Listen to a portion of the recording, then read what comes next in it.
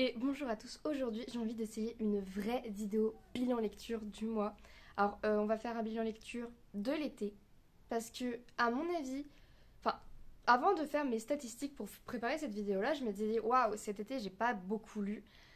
Et en soi non je n'ai pas trop beaucoup lu mais c'est moins pire que ce que je pensais. Donc je me suis dit qu'en vrai ça me ferait peut-être du bien de faire un bilan lecture chaque mois avec des vraies stats, avec vraiment ce que j'ai lu, ce que j'ai fait. Enfin, vraiment ce que j'ai lu, ce que j'ai fait. Voir le nombre de pages que j'ai lues pendant le mois pour voir mon rythme de lecture et voir à quel point en fait je suis capable de lire beaucoup sans vraiment avoir le temps. Parce que cet été, j'ai travaillé de nuit tout l'été, donc du mercredi au dimanche, je travaillais de nuit, enfin de nuit. Je travaillais 16h, 1h du matin. Donc vous voyez, je coupais un peu la journée et j'allais jusqu'à la nuit. Donc ça me laissait pratiquement la matinée et le début de journée pour lire. Et je pensais que j'avais pas beaucoup lu. Mais en fait, bah, ça s'est relativement bien se passer. Sachant que il y a certains moments au travail où il y avait tellement pas de clients que je réussissais à lire. Il y a eu des moments où j'étais payée à lire. Bon, faut pas le dire au patron, mais ça a sûrement fait que mon bilan de cet été est clairement plus positif que ce que je pensais. Donc, pour commencer, déjà, je vous avais déjà fait mon bilan lecture de juillet, que je vous mettrai en barre d'infos si ça vous intéresse de savoir les lectures que j'ai fait en juillet. Là, je vais juste vous donner les stats de juillet. Par contre, je vais vous parler de mes lectures d'août, que là, par contre, je ne vous avais pas parlé. Donc, cette vidéo bilan, ça sera statistiques juillet, lecture d'août, et donc statistiques d'août, et ensuite statistiques de l'été. Les statistiques de juillet, j'avais lu 1, 2, 3, 4, 5 livres. J'avais lu 5 livres. C'est peu, vu le nombre de livres que je peux m'enfiler en un mois habituellement, qui est plus vers les 10 livres que 5. C'est parti pour les statistiques. Donc cet été, en juillet, j'avais donc lu des livres qui ont été potentiellement des coups de cœur. Donc pour commencer par les notes, j'avais mis 4 notes 4 étoiles et une note 3,5. Donc en vrai, j'ai fait des bonnes lectures. Si on voit, quand même, on a beaucoup de 4. Bon, c'était pas des 5 étoiles, mais c'était des 4. Donc déjà, on a eu des bonnes lectures. Et en termes de pages, la lecture la plus lourde que j'ai lue, enfin la plus lourde, parce qu'on s'entend, ça va pas être énorme, c'est 363 pages pour un roman. Ma lecture la plus courte a été de 64 pages et c'était une bande dessinée. Voilà, en plus, si on veut en arriver à ce point-là, on est quand même sur 1, 2, 3. On est sur 3 romans pour 2 bandes dessinées. Donc ça explique pourquoi il y a un énorme écart entre les deux. Parce que sinon, en page, je suis à 363, 64 pages, 220 pages, 156 pages et 144 pages.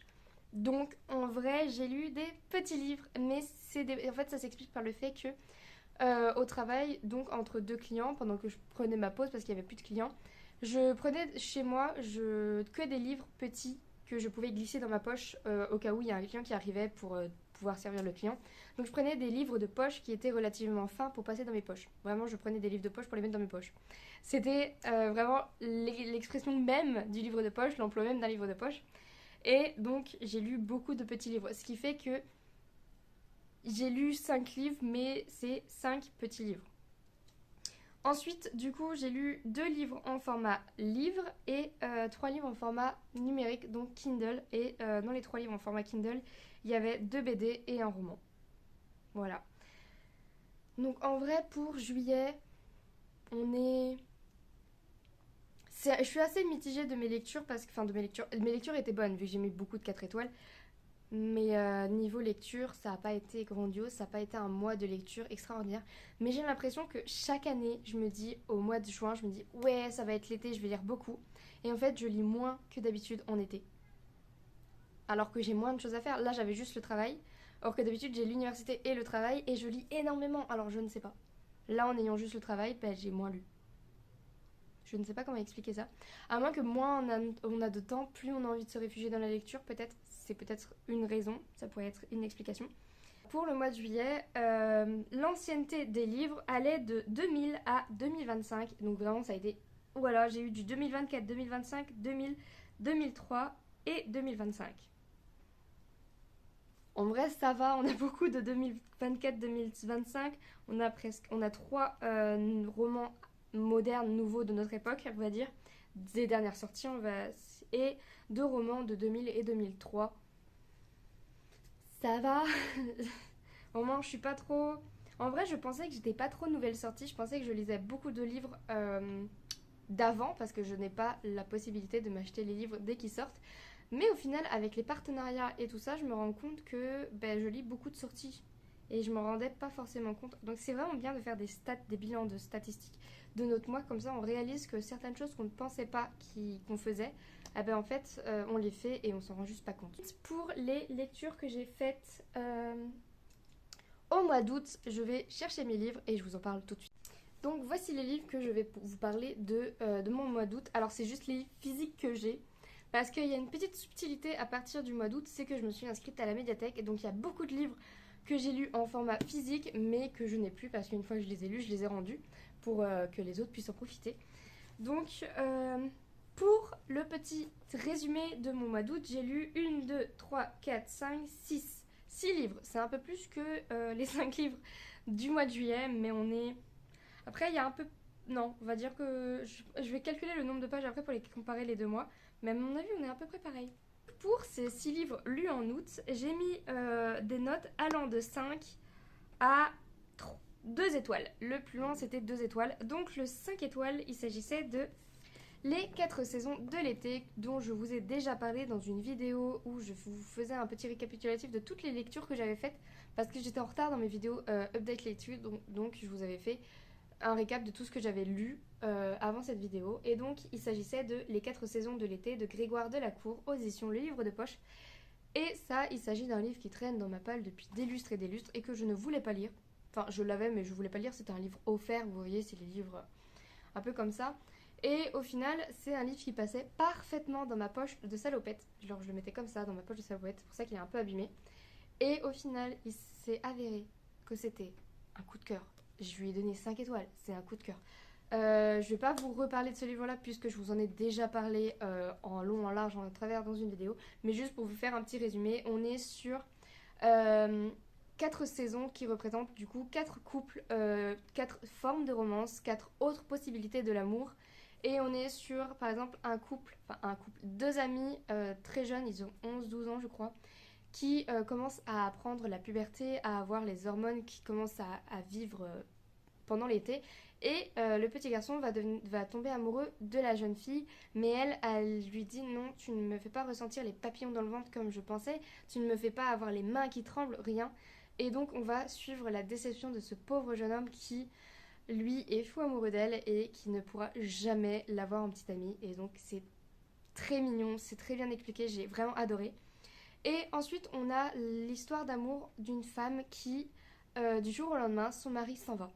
Ils ont vécu une histoire d'amour de près de 20 ans parce qu'ils ont un enfant, enfin un garçon qui est relativement adulte maintenant. Et son mari, du jour au lendemain, va lui dire « je m'en vais ». Et elle va le regarder partir à la fenêtre et elle ne le verra plus jamais de sa vie. Et elle ne sait pas pourquoi il est parti, pourquoi elle a été littéralement abandonnée comme ça, lâchée, on ne sait pas pourquoi. Et elle ne le saura jamais et c'est vraiment très frustrant, c'est vraiment très beau, c'est poignant. Et donc on a sa vision de l'amour où elle est mais pourquoi il m'a abandonnée? Est-ce que c'est moi qui fais quelque chose de mal? Est-ce que c'est lui qui était juste plus amoureux de moi? Ou est-ce qu'il a trouvé une autre femme? On ne sait pas et vraiment c'est pépite. La troisième histoire c'est une femme... Alors attendez parce que je m'en souviens plus trop. C'est Jacinthe je crois. Je crois que c'est une femme qui veut absolument... Ah oui, c'est une femme qui veut absolument plaire aux hommes et qui veut, par exemple, en fait, elle se sent plus aimée par son mari. Et donc, elle va lui dire, bon, bah, c'est bon, on arrête là. Est-ce que j'ai le droit d'aller voir ailleurs? Et son mari, il va être très triste, mais il va lui dire, bon, bah, si vraiment tu te sens malheureuse avec moi, bah, vas-y. Alors moi, j'ai pas trop aimé ça. Mais au final, quand on comprend que cette femme, en fait, elle veut juste le divorce parce que son mari ne la touche plus, son mari ne lui fait plus aucun plaisir, ne lui donne plus, enfin ne la rend tout simplement plus heureuse et elle ne sait même plus comment rendre heureux son mari, donc il est temps d'en arrêter là, au final il faut arrêter la souffrance et juste recommencer sa vie. Et donc elle va rencontrer un homme dans un bar qui va s'appeler Robert, je vous en dis pas plus sur ça, et donc ils vont on va dire qu'ils ont 50 ans et ils revivent une adolescence, une découverte du premier amour et c'est vraiment très mignon. Et la dernière histoire, c'est l'histoire des personnes très âgées qui sont aimées toute leur vie, qui se sont rencontrées pendant la guerre, donc vraiment ils étaient en panique, en peur, ils avaient peur. Et à deux, ils ont réussi à se rassurer, à se réconforter. Du coup, ils ont décidé de tomber amoureux, parce qu'ils ne sont pas tombés amoureux au regard, ils ont décidé de tomber amoureux. C'est très... Je vous conseille de le lire, vous allez voir, c'est très très beau. Et donc on va suivre un peu leur petite histoire du moment où ils tombent amoureux jusqu'à la fin de leur amour. Et vraiment, pépite. Ce livre, c'est un petit bonbon. Alors il y a des petits sujets qui font mal au cœur, qui brisent parce que c'est des chagrins d'amour. Mais c'est un petit bonbon, vraiment je vous le conseille. Je viens de me rendre compte que j'avais dit que je vous en parlerais pas tant que ça, mais en fait je vous en ai parlé énormément. Je crois que ça a bien pris 3 minutes à ce que je vous en parle, mais c'est un petit bonbon, je vous le conseille fortement.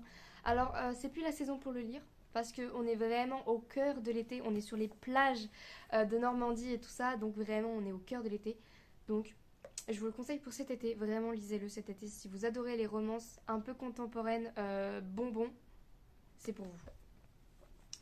Ensuite, j'ai lu, je vais vous parler d'abord de mes livres papier, ensuite je vous parlerai des livres que j'ai empruntés à la médiathèque, et ensuite je vous parlerai des livres que j'ai lus sur ma Kindle. Je ne sais plus si j'en ai lu beaucoup. Ah oui, j'en ai lu un. Sur ma Kindle, j'en ai lu un. Ensuite, je vais vous parler de ma découverte. Alors, ce roman a été lu par ma sœur au lycée ou au collège. Je crois que c'était au collège. Et elle avait adoré, mais moi j'ai eu une période où ma sœur, quand elle lisait un livre, elle en parlait tellement qu'elle me donnait plus envie de le lire. Donc j'ai attendu un petit moment avant de le lire, et il s'agit de Les Petites Reines de Clémentine Beauvais. Alors je crois que c'est édition France Loisirs que moi j'ai. Oui, édition France Loisirs. Alors, pour commencer, je vais vous expliquer un truc très très drôle. Je sais pas si vous le savez, mais je vous en ai déjà parlé sur cette chaîne. Ma bibliothèque ici n'est pas vraiment ma vraie bibliothèque. Ma vraie bibliothèque est chez mes parents. Celle-ci, c'est ma bibliothèque de fantasy, de romantasy, fantasy, que des livres que j'ai pas lus, et du coup je les ai pris et je les ai mis chez moi parce que bon, il vaut mieux que j'ai des livres que j'ai pas lus chez moi que des livres que j'ai lus, hein.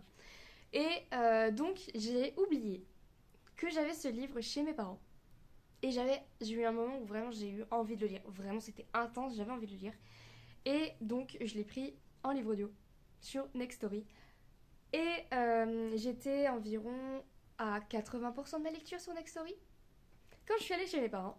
Et là, je regardais ma bibliothèque en quête de mon prochain livre, et là, je tombe. Il était comme ça, mis comme ça, et là, je tombe sur lui. Mon père m'a entendu. Je lui ai fait: oh, mais non, mais je l'avais déjà ce livre. Et mon père a éclaté de rire. Je ne sais même plus les livres que j'ai, tellement j'en ai, et tellement je ne suis plus chez mes parents. Je vais presque plus regarder ma bibliothèque chez mes parents. Je ne sais plus les livres que j'ai. Donc, il est grand temps que j'aille faire un coup de tri dans cette bibliothèque. Suivez mon Vinted, je pense qu'à un moment donné, il y a beaucoup de livres de chez mes parents qui vont soit venir chez moi, soit littéralement aller sur Vinted, parce que c'est des livres que je lisais quand j'avais 16 ans et que maintenant, à 24 ans, j'ai plus trop envie de les lire. Donc, potentiellement, il va y avoir un gros tri de bibliothèque. Et donc, pour la petite histoire, donc, je l'ai lu en livre audio, et ensuite, je l'ai lu en livre audio tout en suivant avec mes yeux en livre papier. Mais l'expérience du livre audio, je vous le conseille. C'est par la fille ou la sœur de Arditi, je crois, si je dis pas de bêtises. Et vraiment, c'est très très très très très bien lu. Vraiment, il est très bien lu. J'étais littéralement dans l'atmosphère. C'était limite si j'avais pas envie de prendre mes écouteurs et aller faire du vélo en même temps que de l'écouter. Vraiment. C'est très bien fait, c'est très bien écrit. Il y a des passages qui m'ont fait waouh. Il y a des passages que j'ai carrément remis en arrière et j'ai fait waouh. À la deuxième écoute, j'étais toujours en mode waouh, vraiment. Il y a des passages, c'est magnifique.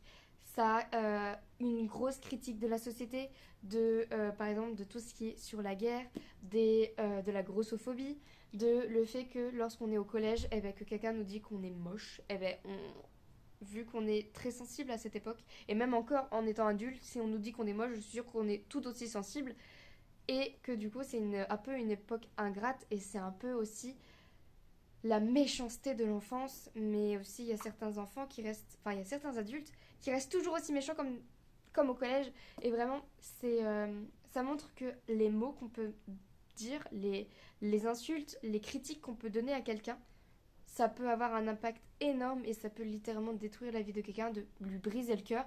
Et vraiment ce livre, c'est trois petites filles qui sont nommées reines des boudins à l'école et elles sont complètement détruites. Enfin, Mireille est en mode ah ouais, c'est pas moi en fait. Enfin, j'étais tout le temps la reine des boudins et là il y a quelqu'un qui m'a surpassée. Elle, Mireille, c'est presque son truc à elle d'être un boudin parce qu'on l'a tellement nommée comme ça qu'à force elle s'en est fait son identité. Sauf qu'il y a trois autres filles, donc Astrid et comment elle s'appelle, Akima. Et Akima qui elles deviennent des reines des boudins et elles sont complètement démoralisées à être des reines des boudins. Et donc Mireille va chez elles pour leur remonter le moral et elle leur dit on n'a qu'à se donner un objectif dans notre vie, on n'a qu'à faire autre chose que être ce que les autres nous disent et montrer que notre défaut peut être une qualité et qu'on est plus que des reines des boudins. Et donc elles vont avoir l'idée de faire Brest, Bourg-en-Bresse jusqu'aux Élysées à vélo. Vraiment, lisez. Alors je crois que j'en ai parlé très très mal là, je me suis un peu embourbée dans mon explication. Mais Clémentine Beauvais, je pense que je n'ai même pas besoin de vous parler de cette autrice à tel point elle a fait parler d'elle et à quel point ses romans sont toujours très bien notés et c'est toujours positif quand on en sort. Donc vraiment, je vous le conseille, c'était mon premier Clémentine Beauvais. Et waouh, je regrette juste une chose, c'est de ne pas l'avoir lu avant.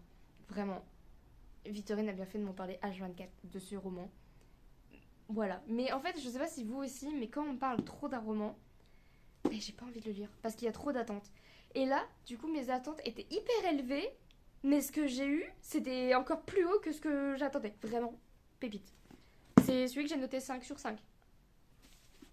Ensuite, j'ai lu Ça passe ou ça casse de Chic, aux éditions Anna Collection. Et ça a été la déception. Ça a été le livre que j'ai donné 2 étoiles, malheureusement. Vraiment, Clémentine Beauvais, j'avais mis 5 étoiles. Oui, j'ai mis 5 étoiles au mois d'août, ça c'est pépite. Et ça, donc, c'était mon 2 étoiles parce que vraiment. Alors, ça peut être tout mignon, vraiment, c'est tout mignon. L'histoire peut paraître mignonne. On est sur. Je vous en ai déjà parlé dans une vidéo, mais je ne sais pas si je l'ai encore postée ou si vous allez la voir ou si je vais la poster. Je vous mettrai là la date et le nom de la vidéo ou la miniature si je l'ai déjà postée. Sinon, je vous mettrai la date de quand je la poste. Et donc on est sur Oka, Mao, Kodai et Atsumoto qui sont 4 amis au lycée et donc Kodai et Atsumoto vont annoncer non c'est Kodai oui c'est Kodai et Atsumoto vont annoncer à leurs 2 amis qu'ils sont en couple, donc ils vont faire leur coming out. Et là on va voir que leurs amis ont une, on va dire que je crois que c'est Koda, c'est Oka qui a une mauvaise je me rappelle plus comment ils s'appellent les personnages. Je crois que c'est Oka qui a une très bizarre, étrange manière de réagir. Il va se dire bah tiens, si eux ils sont comme ça, si eux ils aiment aussi des garçons, si eux ils sont tombés amoureux, alors est-ce que moi je ne devrais pas tomber amoureux de mon ami aussi? Et là je me suis dit oula, problématique. Là c'est une problématique. C'est pas parce que tes meilleurs amis sont en couple que tu dois être en couple avec ton ami aussi, hein. Très bizarre. Et là, on va être sur un comportement que là, je n'ai pas du tout aimé. Et j'étais là en mode, je crois que je vais abandonner le livre, je vais l'abandonner. Mais j'adorais l'histoire d'amour entre Kodai et Asumoto. Donc je voulais continuer, mais il n'y a pas eu assez d'eux. Vraiment, il n'y a pas eu assez d'eux. Il y a juste eu à la fin... Ouais, il y a eu à la fin où j'ai eu un petit goût de leur relation qui était beaucoup plus saine, beaucoup plus douce que celle de Oka et Mao. Ah, c'est peut-être Mao qui était problématique. Enfin bref, il y en a un chez lui là. Lui là, là. Il était problématique parce qu'à un moment donné, il a littéralement forcé son ami à avoir un rapport sexuel avec lui. Son ami lui a dit non, non, non. Il l'a forcé. Et plusieurs fois, par exemple, il le force à l'embrasser, il le force. Chaque relation sexuelle, c'est une relation forcée. J'étais, mais à quel moment on écrit un livre comme ça? C'est à quel moment ça passe en France déjà? C'était l'histoire pouvait être très mignonne, vraiment mignonne, et non, il y avait des scènes de non-consentement. Le consentement n'est pas compris, n'est pas même connu dans ce manga, donc je vous le déconseille fortement. Moi, je l'ai noté 2 étoiles, mais en vrai, je voulais en mettre une. Mais pour les dessins et la mignonnerie du couple de Kodai et Asumoto. Kadoi, je sais pas. Et Asumoto, pour leur mignonnerie, je me suis dit, bon, on va mettre une étoile de plus. Mais vraiment, pas terrible. Ensuite, là, là j'ai été conquise, enfin. Enquête d'amour de Nishima Nakamichi aux éditions Anna Collection. On est sur Katsuki qui est un jour catastrophé de voir sa mère avec un jeune homme de son âge, donc il doit avoir 17 ans. Et sa mère, elle doit en avoir 40, donc il est là, oulala, maman, t'es en train de tromper papa? Avec un... On va dire que sa mère, il la voit comme une sugar mummy. Et donc que le jeune homme, c'est un jeune homme qu'elle paye pour avoir des relations et des rendez-vous galants. Sauf que y a plus que ça dans cette histoire et on se rend compte que c'est vraiment une histoire qui a une profondeur incroyable. On est sur la réalité du coming out au Japon et c'est vraiment très très beau. Le fait de dire à ses parents qu'on est homosexuel et la difficulté que certains parents peuvent avoir à essayer de comprendre leur enfant pourquoi ils sont comme ça alors que c'est totalement normal mais certaines personnes ont un blocage là-dessus. Et vraiment, j'ai adoré voir à quel point c'était bien fait, à quel point c'était profond et à quel point le, le fait de rejeter son enfant parce qu'il est homosexuel n'est pas aussi radical que ça. Il y a une histoire derrière, il y a une explication derrière et vraiment, j'ai trouvé ça très très beau. On est sur une histoire de coming out qui est, pour moi, la meilleure parce que vraiment, pour avoir lu Rien n'est parfait des éditions Scrineo, que on est trop sur la victimisation du coming out. Alors que là, on est enfin sur une positive. En gros, ça commence mal, ça commence très négatif. Et au fur et à mesure, le personnage, lui, va creuser du pourquoi, du comment sa mère a réagi comme ça. Et il va comprendre. C'est vrai que ça peut, par exemple, si elle s'y attendait pas du tout, ça a pu peut-être la choquer et la rendre bouche bée. Et vraiment, on a des... Voilà, ce livre, enfin ce manga pour moi, c'est le livre qu'il faut mettre entre toutes les mains. Vraiment, il explique les réactions de chaque partie, donc des parents et de l'enfant, sur le coming out de façon très très bien, de façon très positive et vraiment pépite. C'est pépite, vraiment. Un petit manga que j'avais pris dans les... comment ça s'appelle, All Star, je ne sais plus comment ça s'appelle. Mais donc c'est un manga que j'ai eu sur ma Kindle et c'est comme une famille de Asukai, tome 1. Et donc il y a actuellement 4 tomes qui sont déjà sortis. C'est une autrice qu'on connaît pour des romans yaoi, donc des mangas yaoi, que je pense pas avoir lu. Attendez, je vais voir, mais je pense pas les avoir lus ceux-là. Romantique Roommate, Amour sincère. Oui, Amour sincère 1 et tome 1 et 2. Je pense pas les avoir lus. Mais donc c'est une autrice de manga et de yaoi. Et donc là on est sur un josei, je crois que ça se dit comme ça. Et en fait, du jour au lendemain, Kinao voit entrer dans sa vie, donc dans sa vie d'autrice très routinière, dans sa vie de je m'endors dans le canapé et j'essaye d'écrire mon livre quoi qu'il arrive sans vraiment dormir. En gros, elle se met dans son canapé et elle essaye d'écrire, mais la fatigue à chaque fois la fait tomber de fatigue et elle arrive jamais à écrire son roman. Jamais elle arrive à finaliser son roman alors qu'elle a la deadline qui arrive. Et du jour au lendemain, son copain va arriver en lui disant écoute, mes neveux viennent de perdre leurs parents, est-ce qu'on peut les adopter? Et là, elle est alors, j'arrive déjà pas à me gérer moi-même et à gérer mon travail. Comment veux-tu que je gère deux enfants? On a un enfant de 15-16 ans et un petit enfant qui est encore en maternelle de 4 ans, je crois. Donc vraiment, c'est pour elle, c'est très... Ça casse littéralement sa routine et c'est très étonnant chez elle. Enfin, c'est pas dans sa nature d'être une mère et elle apprend au fur et à mesure avec eux. Et vraiment, c'est tellement mignon, c'est tellement touchant. C'est vraiment un manga que j'ai adoré lire. Je l'ai adoré, je l'ai dévoré en une nuit. J'ai fait une insomnie, je l'ai dévoré. Vraiment, c'était très très mignon. Je peux rien dire d'autre que adoré. C'était vraiment cocooning et en même temps plein de petites maladresses. Les personnages sont tellement imparfaits que ça les rend tellement réalistes au final. Parce que par exemple, elle va arriver en retard pour aller le chercher à l'école. Et le petit garçon, il va être en souffrance. Il va se dire ah là là, elle m'a abandonné ou alors elle est décédée comme papa et maman. Et vraiment, il y a plein de petites choses imparfaites qu'elle fait, mais qui au final la rendent littéralement humaine.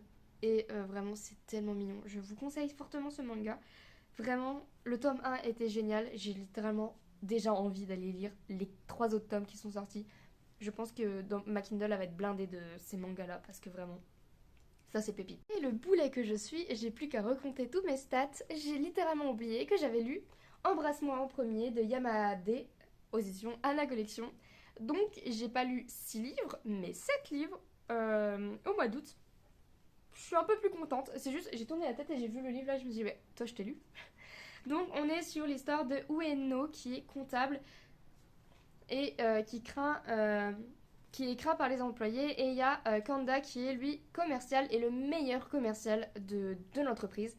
Et donc on est sur une histoire de enemy to lovers un peu, on va dire, un petit peu surjoué, puisque en fait Ueno et Kanda sont assez proches.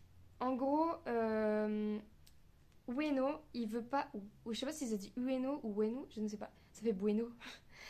Ueno ne veut pas que parce que tous les employés de l'entreprise savent qu'il aime les hommes et que ben, il est attiré par les hommes. Et il n'a pas envie que ses collègues se disent à chaque fois qu'il voit un homme, à chaque fois qu'il est un... bah, à chaque fois qu'il s'approche de quelqu'un et à chaque fois qu'il parle à un homme, il n'a pas envie que ses collègues lui disent ah, ben tu sors avec lui, non, non, non. Vous voyez un peu les rumeurs, les ragots dans une petite entreprise, eh ben, lui il veut pas. Sauf que donc il s'engueule constamment avec Kenda, donc oui c'est Kenda, oui. Il s'engueule constamment avec Kenda et Kenda fait tout pour l'énerver aussi, il fait plein de petites erreurs dans sa comptabilité pour que il soit tout le temps en train de se confronter, tout le temps en train de se battre verbalement au sein de l'entreprise pour que les autres se disent ah ouais non eux ils peuvent pas se blairer en fait. Alors que le soir, eh ben ils sont littéralement colocataires. Le soir ils dorment ensemble. Enfin, ils dorment ensemble. Ils dorment dans la même pièce, dans la même maison. Et donc, au fur et à mesure, on va apprendre que y a une petite romance entre eux et vraiment trop mignon. Je l'ai adoré. Je me rappelle plus la note que j'ai mis. J'ai mis un 5 étoiles. Ben voilà, il y en a eu des 5 étoiles cet été, dis donc. J'ai mis 5 étoiles. Donc, vous imaginez à quel point je l'ai adoré. Vraiment, je vous le conseille. C'est tout mignon. C'est vraiment trop, trop mignon. Alors, oups, attention. Je vais essayer de ne pas vous montrer les scènes un peu hautes. Mais là, c'était trop mignon. C'était vraiment mignon. Donc, voilà. Donc maintenant, je peux passer à ma dernière lecture qui a été un emprunt médiathèque pour l'université. Oui, ça commence déjà les lectures d'université, les lectures ennuyeuses. On dit ennuyeuse ou ennuyante? Tiens, dites-moi en commentaire parce que je ne sais jamais. Il serait peut-être temps que j'ouvre un Becherel pour le savoir. J'ai lu une partie de campagne de Guy de Maupassant. Ça commence bien si je bug dessus. Donc, alors, l'histoire. Il s'agit d'une pardon. Il s'agit d'une famille qui va dans un parc pique-niquer et qui ont des rapports sexuels à peine voilés par l'auteur avec des personnes qui viennent de rencontrer alors qu'ils sont la mère elle est mariée à son mari et que la jeune fille est promise à quelqu'un d'autre. J'ai pas trop compris l'histoire et j'ai hâte d'avoir l'explication du prof parce que je n'ai pas compris. On va dire que c'est une petite nouvelle de la vie quotidienne, qui parle de la vie quotidienne, mais avec de l'infidélité à peine cachée. Le mari, il est en train de boire, manger à table, et t'as la femme qui va avec un homme qu'elle vient de rencontrer dans les buissons. Vraiment, je suis dubitative face à cette œuvre que j'ai lue pour l'université et que je n'ai pas compris. Donc j'ai vraiment hâte d'avoir le cours pour m'expliquer pourquoi on doit lire ce livre qui est pour moi incompréhensible. J'ai pas compris. Après, c'est du Guy de Maupassant. À la base, je l'adore. Avec le Horla, je l'ai adoré. Boule de Suif, que j'avais lu. Oui, c'est de Guy. Hein. Attendez, je vérifie, mais oui. Hein. C'est de Guy. Comme si on était intimes, lui et moi. De là où il est, je pense pas que c'est possible d'être intime avec lui, mais... Ah, Belle Amie, que j'avais lu aussi, Une vie, le Horla, Boule de Suif, Pierre et Jean, La Parure, Contes et Nouvelles. Bon, bref, j'ai lu pratiquement toute sa bibliographie au final, et je l'avais adoré. Mais là, j'ai pas compris. Ou alors, peut-être que je le relise pour le comprendre. Après, je l'ai lu au travail entre deux clients, peut-être que j'ai loupé une information. Mais c'est quoi cette mèche-là? Mais... C'est une mèche de cheveux qui mesure 20 centimètres. Mais qu'est-ce que c'est? Ah, mais je pourrais presque me faire une frange. Enfin bref, désolé. Du coup, vraiment, je n'ai pas compris. Alors, si vous avez l'analyse de cette nouvelle, mais dites-moi en commentaire. Dites-moi ce que vous avez compris, parce que moi, je ne l'ai pas compris. Voilà.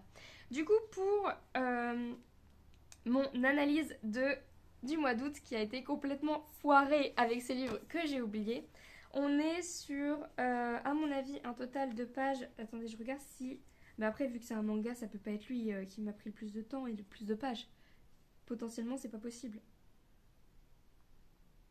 Non. Donc, le plus grand roman que j'ai lu au mois d'août, c'était celui-ci avec 270 pages. Ah, oui, 270 pages. Et le plus petit roman a été une partie de campagne de Guy de Maupassant de 94 pages. On a été sur du 200 pages, 160 pages, 160 pages encore également, 94, 270, 189 et 240 pages. Ensuite, pour les statistiques de l'année, donc j'avais fait j'ai lu des livres de 2015 à 2025 pour le mois d'août, ce qui n'a pas été très énorme en termes de temps, sachant que j'avais lu un livre des années 2000, enfin qui a été publié dans les années 2000, parce que Jean-Paul Sartre l'a sans doute publié plus tôt que ça, plus les années 1970-80, je pense. Il a été publié pour la première fois plus vers cette année-là. Et donc moi je parle en termes de publication de l'œuvre que j'ai lue, du livre de par cette maison d'édition, parce que je ne sais pas, il y a des livres qui ont été publiés et je ne sais pas quand. Enfin bref, pour ne pas m'embrouiller, je préfère lire les livres que c'est la date qui est écrite sur le livre que je lis de la maison d'édition. Et donc j'ai lu 3 livres, enfin 4 livres du coup, 4 livres physiques, 2 livres audio. Ah oui, parce qu'une partie de campagne, c'est en livre audio que je l'ai lu. Et en fait, je l'ai lu en livre audio tout en lisant le livre. Donc ça compte comme un livre physique, mais avec un livre audio. Enfin voilà ce que je veux dire.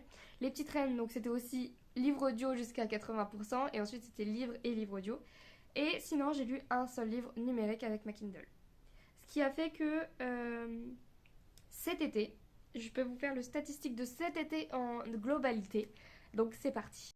Donc pour les petites stats de cet été, nous avons un petit carnet avec tous mes stats. Regardez comme il est trop beau. Voilà, il est trop beau, il est trop beau. Alors, cet été, j'ai lu l'équivalent de 2260 pages. Ce qui est pour moi très peu pour un mois. C'est... Enfin, déjà pour un mois, c'est peu. Alors pour 2 mois, c'est très peu. C'est encore... Enfin voilà, c'est pire. Mais... Sachant que j'ai travaillé et tout ça et que j'ai vraiment l'impression que pendant l'été, je lis moins que dans les autres mois et autres saisons. Par exemple, en automne et hiver, mais ça y va, ça y va. Là, j'ai déjà commencé mes lectures d'automne. On est le 4. On est le 5 et j'ai déjà commencé mes lectures d'automne. Donc vous imaginez bien que là, ça y va à gogo, mes lectures. Et donc pour un petit statistique, mais de la haute, vraiment j'ai voulu faire les statistiques à la... sous le soleil, sous le ciel, sous le ciel. Je vous mets là, je me rappelle plus de son pseudo, je vous le mets là. J'ai lu 4 auteurs japonais. J'ai lu un auteur américain, 7 auteurs français et un italien. Bon, on a plus lu du français qu'autre, mais j'ai commencé l'italien et franchement, j'avais jamais lu d'œuvre faite par un italien. Après, pour ma défense, c'était pas vraiment lu parce que c'était un illustrateur et c'était pour la bande dessinée Marceline. Donc, ça compte peut-être pas.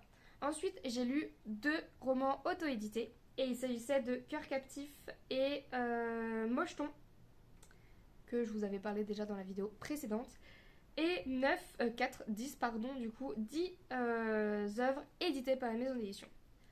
Ensuite, au niveau des genres, j'avais lu une œuvre de théâtre, un classique, 2 contemporains, 4 mangas, donc Josei et Yaoi compris, un roman fantastique, 2 bandes dessinées et une œuvre biographique qui était 84 Charing Cross Road, qui était une biographie épistolaire sur les lettres envoyées de Hélène Hanff, si je ne me trompe pas, à son libraire qui, elle est américaine et son libraire était anglais et du coup ils s'envoyaient des lettres pour pouvoir s'échanger des livres. Et du coup, sur les 12 livres que j'ai lus cet été, on est sur une moyenne de notes à 4,08. En vrai, ça veut dire que j'ai fait de très très bonnes lectures. En 12 lectures, avoir mis 1, 2, 3, 4, 5, 6, 7, 8, 9 notes au-dessus de 4. C'est qui m'a envoyé des messages? 9 notes au-dessus de 4, c'est vraiment que ça a été des bonnes lectures. Et seulement 3 notes en dessous de 4, donc un 3,5, un 3, un 2 et un 3. 3 non, 3,2, non oui, 3 notes, 3,5, 3 et 2. Donc en vrai, ça a été des bonnes lectures cet été, vraiment. J'ai peu lu, mais ça a été de la bonne lecture, donc de la bonne lecture de qualité. Et il vaut mieux de la qualité que de la quantité.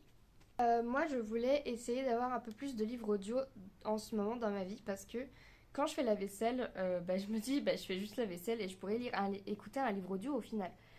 Mais ça s'est pas trop passé comme ça parce qu'en fait, j'ai des écouteurs filaires, moi avec fil, et quand je fais la vaisselle, c'est très chiant avec les fils. Et du coup, il faut une poche pour mettre mon téléphone. Et ou alors, quand je mets mon téléphone en son sans écouteur, j'entends pas avec l'eau. Donc ça m'a énervée. Donc j'ai arrêté de le faire. Et donc cet été, j'ai lu que 2 livres audio. Et c'est des livres que j'ai lus en même temps avec les livres papier. Bon, ça compte, mais bon. Ensuite, j'ai lu 4 livres numériques et 6 livres physiques.